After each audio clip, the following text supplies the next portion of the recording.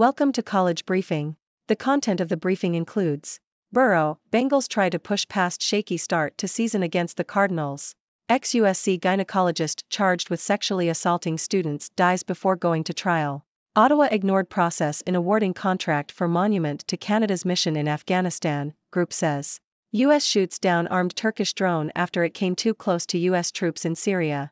SBF's actions were flagrantly wrong, former FTX employee testifies. Burrow, Bengals try to push past shaky start to season against the Cardinals. The Toronto Star. The Cincinnati Bengals, 1-3, will play the Arizona Cardinals, 1-3, on Sunday. The Bengals are favored by 3 points. The Bengals' offense has struggled this season, ranking last in average yards per game and 31st in rushing yards. Quarterback Joe Burrow has also struggled, completing just 58% of his passes and throwing 2 touchdowns and 2 interceptions. The Cardinals' defense has been average so far this season, with some growing pains in the secondary. The Cardinals have won 4 of the past 5 games in the series.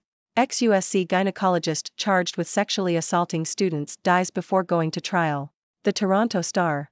The former University of Southern California gynecologist, George Tyndall, who was charged with sexually assaulting students, has died. Tyndall's lawyer confirmed that he was found dead in his home on Wednesday. Tyndall had been charged with sexually assaulting more than a dozen women at the university's Student Health Center and was facing 35 criminal counts of alleged sexual misconduct. The university reached an $852 million settlement in 2021 with over 700 women who made accusations against Tyndall. Ottawa ignored process in awarding contract for monument to Canada's mission in Afghanistan, group says. The Globe and Mail. An architectural group that won a competition to build a monument to Canada's mission in Afghanistan has criticized the government's decision to award the contract to a different group. Team Doust, which placed first in the competition, said the government's decision was outrageous and anti-democratic and that it did not respect its own procurement rules. The government claimed that veterans who participated in an anonymous online survey preferred the bid by Team Stimson. Team Doust has filed a formal complaint and has called the decision a dangerous precedent. U.S. shoots down armed Turkish drone after it came too close to U.S. troops in Syria. The Toronto Star. U.S. officials have confirmed that a U.S. F-16 fighter jet shot down an armed Turkish drone that had come too close to U.S. troops on the ground in northeastern Syria. The drone had been dropping bombs near Hasaka, and although it was not targeting U.S. troops, the bombs were deemed close enough to pose a danger to them. The shoot-down was ordered after more than a dozen calls to Turkish military officials stating that U.S. forces were on the ground in the area and that the U.S. military would take action to protect them if the drone didn't leave. SBF's actions were flagrantly wrong, former FTX employee testifies. CNN.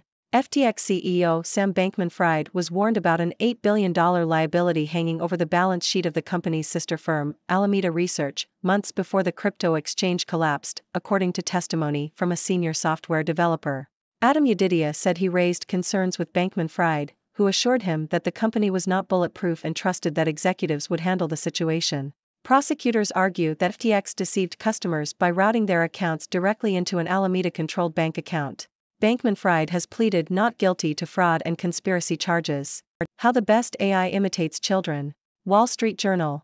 A new study published in the journal Nature Human Behavior suggests that artificial intelligence, AI, systems can learn more effectively if they initially operate in a more random and exploratory manner, similar to the behavior of children.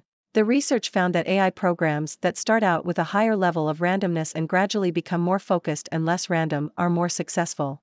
The study suggests that childhood may be a form of simulated annealing in which the brain learns by exploring different possibilities before settling on the most effective options. Walkable neighborhoods associated with lower risk of some cancers, study finds. The Guardian. Living in more walkable neighborhoods can lower the rate of obesity-related cancers in women, according to a new study. Researchers at Columbia University's Mailman School of Public Health and New York University's Grossman School of Medicine studied more than 14,000 women between the ages of 34 and 65 from 1985 to 2016. They found that women who lived in more walkable neighborhoods, measured by population density and access to key destinations, were up to 26% less likely to develop obesity-related cancers. The study also found that walkable neighborhoods were particularly beneficial to low-income women. Profound. Tokenistic, the differing views of Indigenous Australians in NSW on The Voice. ABC. Indigenous people in New South Wales have spoken about their perspectives on the upcoming referendum on a voice to Parliament for First Nations people. Some are unsure about the details of the voice and who it will represent, while others believe it is an opportunity to have their voices heard and to hold the government accountable for meeting the needs of Aboriginal and Torres Strait Islander people. Some Indigenous Australians believe the voice is tokenistic and will not address the systemic issues facing their communities. Further evidence points to footprints in New Mexico being the oldest sign of humans in Americas. The Toronto Star. Fossil footprints found in New Mexico are likely the oldest evidence of human presence in the Americas, according to new research published in the journal Science.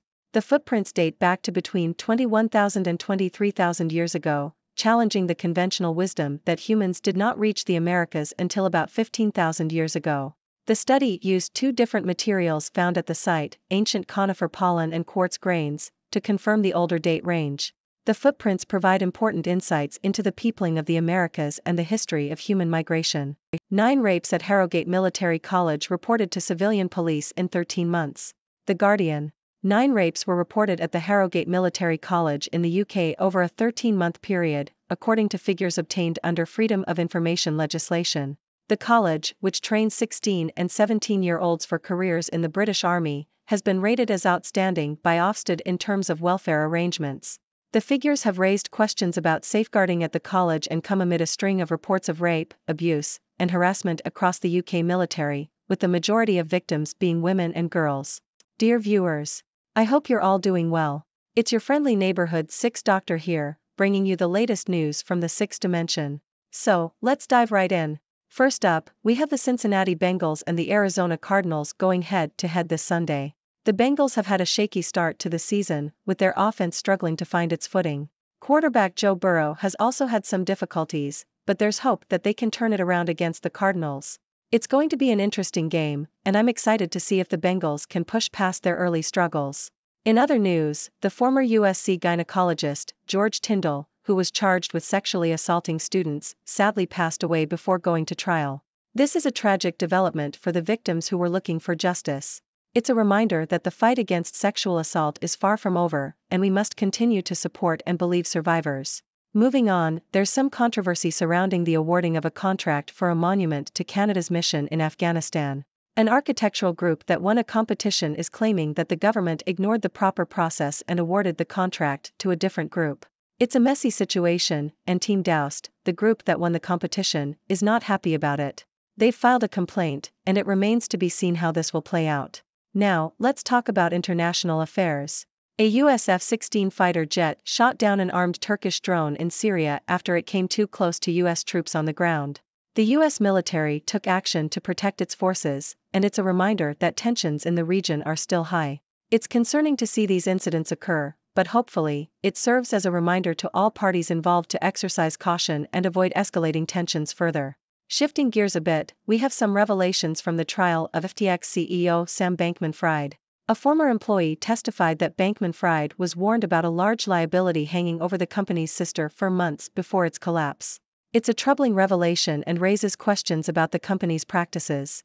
The trial is ongoing, and we'll have to wait and see how it unfolds. Now, let's talk about artificial intelligence. A new study suggests that AI systems can learn more effectively if they initially operate in a more random and exploratory manner, similar to the behavior of children.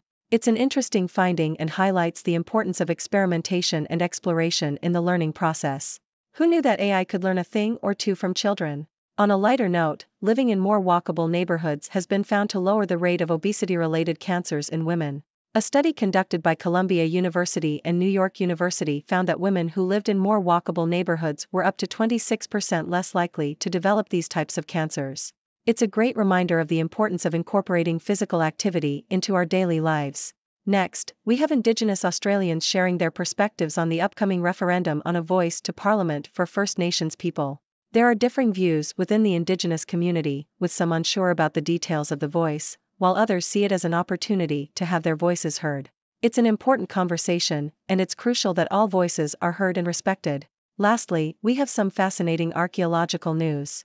New research suggests that fossil footprints found in New Mexico could be the oldest evidence of human presence in the Americas. The footprints date back to between 21,000 and 23,000 years ago, challenging previous beliefs about the timeline of human migration. It's a discovery that sheds new light on the history of our continent. That's all the news for today, folks. Remember, these are just snippets of what's happening in the sixth dimension. I'd love to hear your thoughts and opinions on these stories. What do you think about the Bengals' chances? How do you feel about the controversy surrounding the monument contract? And what are your thoughts on the AI study and the archaeological discovery? Drop your comments and questions below, and let's start a lively discussion. Until next time, stay curious and keep exploring. Yours in news. The Sixth Doctor. Thank you for tuning in. The content above showcases the latest briefing reports and analytical synopses, thoughtfully curated by the Sixth Do team. These insights stem from a wide array of reputable media outlets, think tanks, government sources, and specialized experts worldwide. We encourage you to explore these sources for a comprehensive perspective. Keep in mind that while the content may not always align with the official standpoint of Sixth Do Brief, it's not meant to be taken as absolute directives for decision-making. Comprising seasoned media professionals, learned scholars, and accomplished scientists, the Sixth Do team embodies a trailblazing, fully independent media entity. To customize Sixth Do Brief to meet your professional needs, you have the option to subscribe to a diverse array of briefings on our website, sixthdobrief.com. Regardless of your location, you can conveniently receive Sixth Do Brief via email.